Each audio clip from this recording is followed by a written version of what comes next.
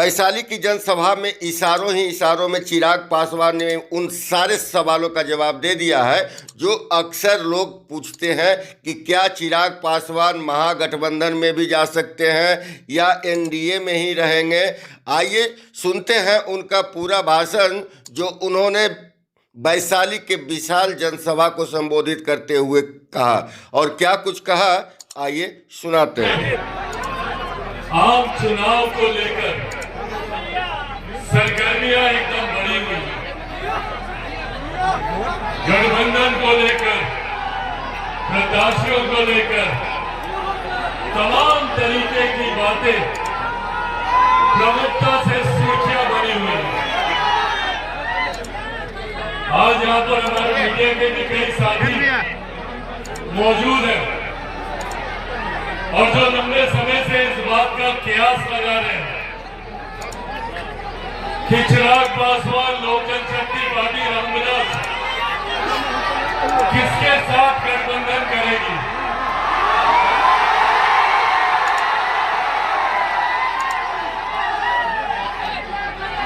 किसके साथ हम लोग आने वाला चुनाव मिलकर लड़ेंगे।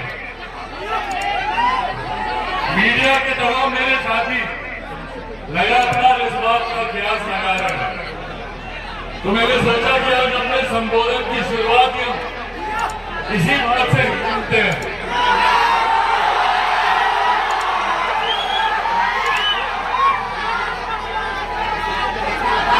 जहां तक रही बात गठबंधन की,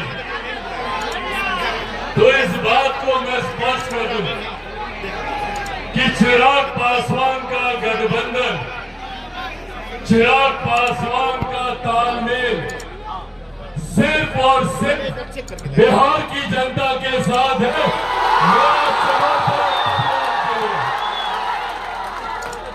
चिराग पासवान जब तक जिएगा, जब तक मेरे शरीर में लहू का एक भी कतरा रहेगा, मैं सिर्फ और सिर्फ बिहार और बिहारियों के लिए समर्पित रहूंगा। ये बात आज स्पष्ट है। चिराग पासवान को कभी न सत्ता का मोह रहा, न सत्ता का लालच रहा। मेरे नीति, मेरे सिद्धांत, मेरे आदर्श सिर्फ और सिर्फ बिहारियों के लिए समर्पित है और उन्हीं के लिए ही ये गठबंधन है। और साथियों, आज इन बातों का महत्व और ज्यादा बढ़ जाता है। आज जब हम लोग चुनाव की पूर्व संध्या पर यहाँ एकत्रित हुए हैं, आज जब हम लोग चुनाव से ठीक पहले यहाँ एकजुट हुए हैं, तो ये कुछ ऐसी अहम बातें हैं जो मैं आप लोग के साथ साझा करना चाहता हूँ। कई सरकारें आई, कई सरकारें गई, कई गठबंधन हुए, कई गठबंधन टूटे, पर आज भी हमारे प्रदेश की समस्याएं वही की वही मौजूद है। आज यही आग्रह करने आप लोगों से आए हैं। हमारे प्रदेश को बार बार कई सरकारों ने लूटा, कई राजनीतिक दल आए, कई राजनीतिक नेता आए, बड़े बड़े वादे हम लोगों से किए गए, बड़ी बड़ी बातें हम लोगों से कही गई, पर हकीकत है कि आज भी बिहार वही का वही खड़ा, बल्कि हर बीते साल के साथ बिहार बर्बादी की ओर अग्रसर हुआ। आज भी हमारे बिहार के युवा मजबूर हैं यहाँ से पलायन करने के लिए।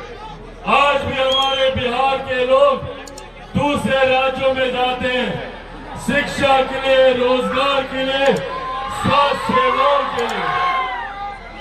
आज भी हमारे प्रदेश में छोटी छोटी मूलभूत जरूरतें सबसे बड़ी समस्या बना हुआ। आज ये चुनाव का समय है जब हम लोग को सही फैसले, सही निर्णय लेने, चुनना है हम लोग को कि आज तक जो लोग हमारे साथ, हमारे बीच बड़े बड़े वादे करके आए, उन लोगों की जिम्मेदारी अब हम सब पर आती है। हमारी पिछली पीढ़ी ने निरंतरता में संघर्ष किया, हमारे बुजुर्गों ने किया, मैंने खुद अपने नेता, अपने पिता आदरणीय रामविलास पासवान जी को देखा कि किस तरीके से उन्होंने अपना पूरा जीवन समर्पित किया, कि कैसे हम लोग अपने प्रदेश को विकसित राज्य की श्रेणी में लाकर बराबरी पर खड़ा करें। पर कई तरीकों के मतभेदों की वजह से, कई तरीकों के विभाजनों की वजह से हमारा प्रदेश उस विकास की गति को हासिल नहीं कर पाया। और आज यही आग्रह करने आप लोगों के बीच आया। हम लोग को जात पात धर्म मजहब में बांटकर विभाजन की राजनीति सुनियोजित तरीके से की जाती है, ताकि हम लोग आपस में बटे रहें और हमारे प्रदेश को विकास से हम लोग अछूता रखें, ताकि यहाँ पर कोई विकास की बात ना करे, यहाँ पर कोई अपने बेहतर भविष्य की बात ना करे। इस तरीके के राजनीतिक षड्यंत्र जानबूझकर हमारे प्रदेश में रचे। लगातार हमारे प्रदेशों में विरोधाभास की सरकारें रही, केंद्र में कोई और, राज्य में कोई और, राज्य में जिसकी सरकार, केंद्र में उसके विपरीत विरोधाभास की सरकार। पर साथियों, अब ये समय है अपने अधिकारों को जानने का, अपने हक, अपने अधिकारों के लिए लड़ने का। कब तक हम बिहारी दूसरे प्रदेशों में जाकर शिक्षा, रोजगार के लिए दूसरे प्रदेशों का मुंह ताकते रहेंगे? आज जरूरत है अपने ही प्रदेश में बेहतर से बेहतर शैक्षिक संस्थान खोलें। यहीं पर हम लोग को उच्च स्तरीय शिक्षा अपने ही प्रदेश में, और अपने प्रदेश में ही नहीं, अपने ही जिले में, अपने ही प्रखंड में, अपने ही गांव में हम लोग को बेहतर से बेहतर शिक्षा व्यवस्था मिले, स्वास्थ्य व्यवस्था मिले। ये लड़ाई बिहार फर्स्ट और बिहारी फर्स्ट लड़ा, और यही आग्रह करने आज आप लोग के बीच आए। निरंतर मेरा प्रयास रहा है कि अपने क्षेत्र को आगे बढ़ाने का काम करें।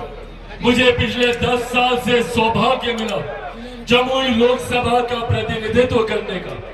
2014 में जब पहली बार मैं जमुई गया था, उस वक्त हमारे प्रदेश के ही नहीं, देश के सबसे पिछड़े जिलों में जमुई को गिना जाता था।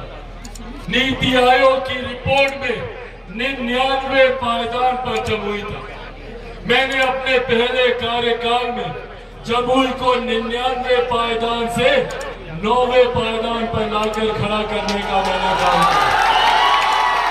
और आज आप लोग को बताने में मुझे खुशी और गर्व होता है कि पिछले 5 सालों में नीति आयोग की रिपोर्ट ने जमुई को आकांक्षी जिलों की सूची में पहले पायदान पर खड़ा किया है।